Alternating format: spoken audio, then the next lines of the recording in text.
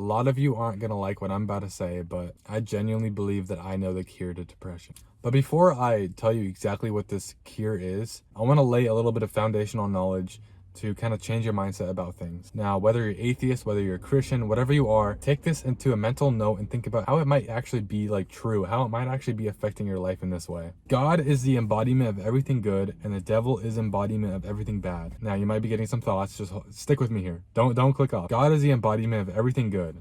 So, peace, love, patience, truth, innocence, purity, long-term gratification, kindness, gratitude, purpose, care, nature, growth, things like water, rest, air, food, all from God. The devil is the embodiment of everything evil. So anger, hatred, anxiety, depression, short-term gratification, lying, deception, corruption and degeneracy, sexual immorality, just all kinds of corruption, intrusive thoughts, negativity, intrusive and negative thoughts that you get, sickness and fear, those are all from the devil. So I genuinely think depression, while it may not always be demonic, it might actually be something wrong with your mind.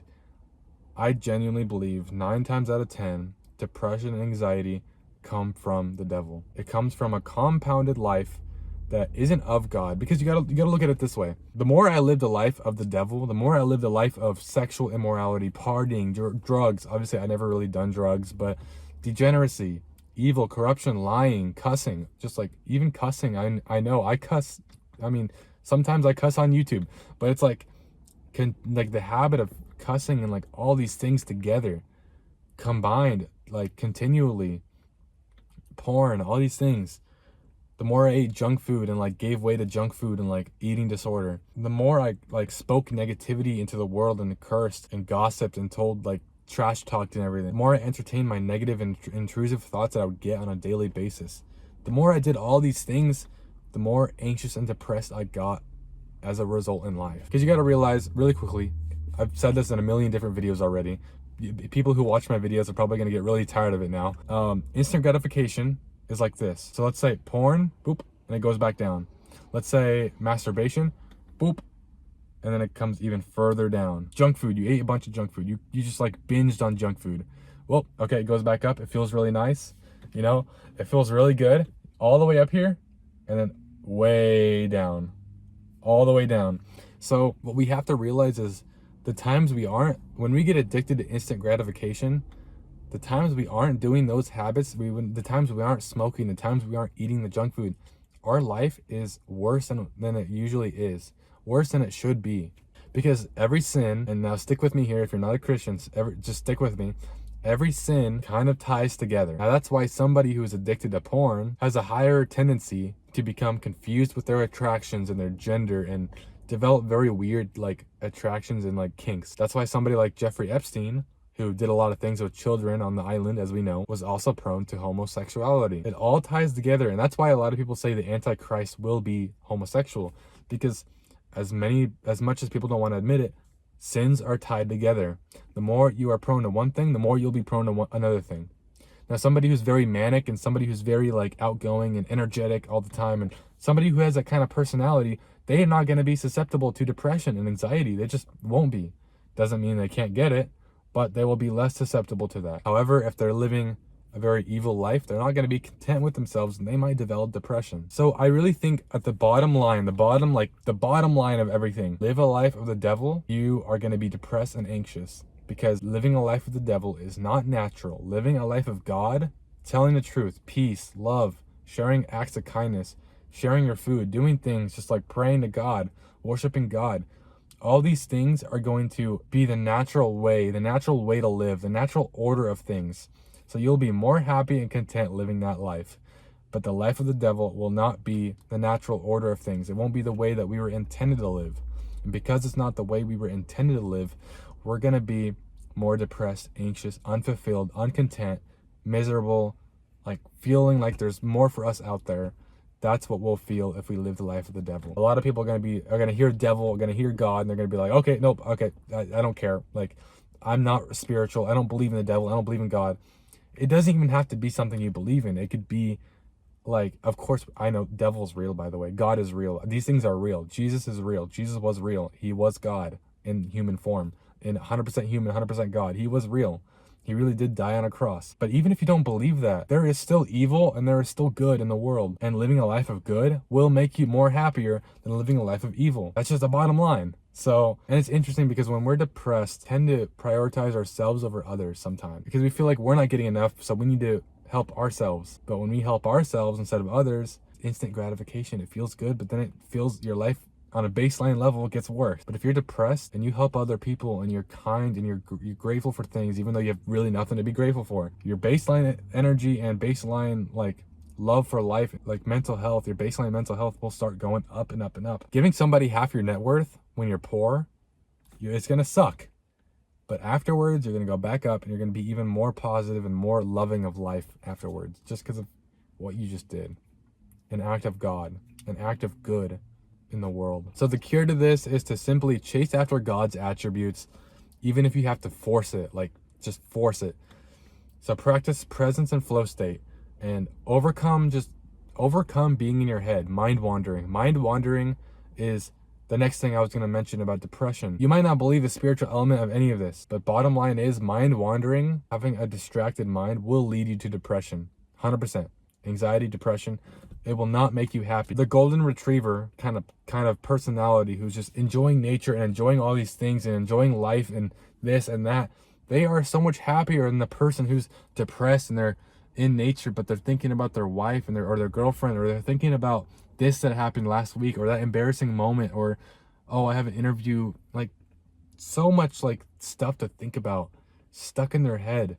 That is not a way to live, and yet you know this, but you still have this problem. You have to overcome mind wandering. You overcome mind wandering by improving the skill of focus. So improve your ability to focus, your ability to be present, your ability to your attention span. A bunch of habits are going to be good for that. Meditation, journaling, gratitude, like thinking gratitude. So like making the habit of stopping and saying, okay, what are 5 things I'm grateful for right now? You know, the habit of being present. So what are 5 things I see around me right now? Okay, the clouds look kind of cool. The sun is shining through the clouds. That looks pretty cool. There's cars in this parking lot. The parking lot's kind of wet from the rain. It's kind of sprinkling right now. There's hills in the background here, which look kind of cool. So just like 5 things you're present, 5 things you can like find. There's a little island right here, like surrounded by like sidewalk with like kind of shrubbery and like a tree and a sign. So it's so random, but like something like that will make you more present on a month to month to a year to year kind of basis, and you'll start improving over time. Now the second thing is try your best not to lie. Now when we're not in the best of scenarios, when our life isn't the greatest, we have a tendency to lie because we want to make ourselves feel better than what we really are. We want to make ourselves look better than what we really are. We don't want to admit that we made $20 less than we said we were going to make. We don't want to admit that we fell short of a goal in life. Okay, you just told a lie. You can't help it. What you do is you face the fact that you lied. Come to reality. Don't hide away from it. Face the reality. You're not going to want to do this, but face the fact that you just lied to somebody or lied to yourself even. Get your journal out and just write, okay, why did I lie? How do I overcome this? How do I stop? How can I make it better? Should I apologize to them? Should I mention it to them? How will I prevent this next time? Like taking accountability improves so much for your life. Let's say you have a habit of masturbation. Journal, okay, I did it again. How do I overcome it? Why did I do it? Like, what are the urges? What are the weak spots in my life, the weak points that are causing this? Having this attitude towards life is so beneficial. It's like a breath of fresh air, because afterwards you're like, man, I really took accountability for this. I really realized what my shortcoming was, my fault was, and I took accountability, and now I'm a better person. I am a better person after doing that. And it's like, it's a beautiful place to be. Taking accountability for these things is a beautiful place to be. Another thing, speak positively. Even when your head is negative, even when you're getting negative thoughts, speak positively. Force it. Make it irrational. Tell your mom that you love her, even though she's kind of, like rough. Tell her you love her anyway. Give her a hug. Okay, it's going to be hard. Do it anyway. She's mad at you. Okay, she's being annoying. Okay, do it anyway. She's your mom. Give her a hug. You will feel better about it in the long run. Even though yelling at her and snapping back might feel better in the moment, it might feel better to your ego and your pride. Be peaceful. Be loving anyway, even when other people aren't. You'll feel so much better in the long run. Be grateful for things. Learn to be grateful. Be more grateful about just things in life, even if you have nothing to be grateful for. Okay, you have nothing to be grateful for. Your life sucks. You have hands. Be grateful for hands. I'm grateful that I have hands that work and like have all fingers and they work and they move. And not everybody has fingers. Not everybody has, like, some people have ALS. They can't move their body. I can move my body. It's such a blessing. So think about it that way. Think about things you're grateful for. I have a car. There you go. I can go places. I can do things. Now, the last thing is become aware of the devil and become aware of how demons operate. So get deliverance if you're a Christian. Just side note, if you're a Christian and get deliverance, you probably have a demon of some kind. Most people have a demon, if not multiple, and if not like a lot of them. Get closer to God, pray, read your scripture, just get closer to God, find a love for God. Become aware of how the demonic realm, the spiritual realm works. How do you do that? Watch my videos. That will help you a lot. But even better than me, I'm not great at this. I'm not great at like conveying this information. There's better people than me. Isaiah Saldivar, Vlad Savchuk, Mark the Messenger. There's a lot of them on YouTube who are great like people to listen to about the spiritual realm, spiritual warfare, demons, devils, how they operate, how they plan in your life and strategize, and how they affect you. The devil is going to find ways to make you depressed. He's going to make even the most disciplined people try to fall back in their depression, fall back in their anxiety, fall back in their old way of doing things. Don't let yourself succumb to it. Don't self-sabotage. Get right back up. Return to your way of living. Return to your discipline, your life, and your gratitude and your love, and things will start to get a whole lot better. Remember this: the less you sin in life, the more you become godly. And the more you become godly, the more you live out God's will for your life. The more you live out God's will for your life, the happier, more content, more fulfilled, more purposeful, more present, more at peace you're gonna be. The more vibrant your world becomes, and you just start to fall in love with life again. Living God's will out to the fullest is the most beautiful life you can get, the most spiritual, the most vibrant life you can get. And it's really beautiful. It's sad that many people like stop short of this. Like some people just like don't make it. They give up. Don't give up on God. Don't give up on this journey. There's so much to be seen. There's so much to experience. Nobody will ever be as happy as you. Nobody will ever be as much at peace as you. Nobody will ever be as fulfilled and purposeful as you, as if you were following God. If you're following God, you are ahead of so many people in life. The people that you looked up to in school, the celebrities you look up to, all of a sudden you realize you're kind of not in a selfish ego way, but in a spiritual way, you're better than them. You're more fulfilled than them. You're happier than them. You're more at peace. You're more productive. You're more happy in life than these celebrities. And I'm telling you, your life is going to get a whole lot more vibrant, a whole lot more beautiful, a lot more at peace, a lot more just everything good. I used to be depressed. I could have elaborated in the intro about my story. I was at the verge of killing myself in my car with this. I was going to kill myself with this. I know this is like out of kind of crazy.